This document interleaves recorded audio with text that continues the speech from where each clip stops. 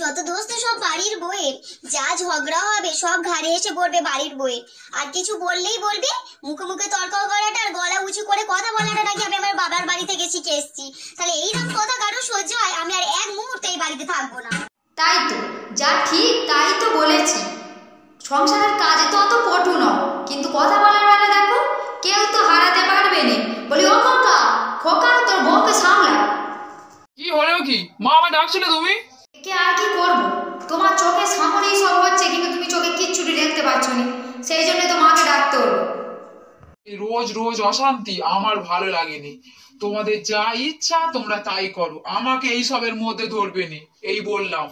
জানি তো, আমার কথা কেন শুনবে? যাও যাও না, গিয়ে বউয়ের কথা শুনো, যাও, তারপরে মায়ের সঙ্গে কথা বলতে আসবে।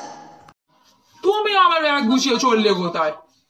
বলার এখনো বাকি থাকে, তোমার মায়ের সাথে অশান্তি আমার আর ভালো লাগেনি, সেই জন্যই বলছি আর নয়, আমি আজকেই বাবার বাড়ি চলে যাব।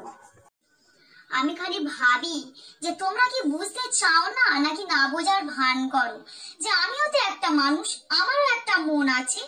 সেই কথা তোমরা একবারও চিন্তা করো না। না, আমি শোনো, একটা কথাই আমি সকলকে ভালো করে বলে দেবো, যেখানে আমার কদর কেউ করবে না, সে তোমার ঘর হোক কিংবা তোমার মন হোক, আমি আর সেখানে এক মুহূর্ত থাকবো না।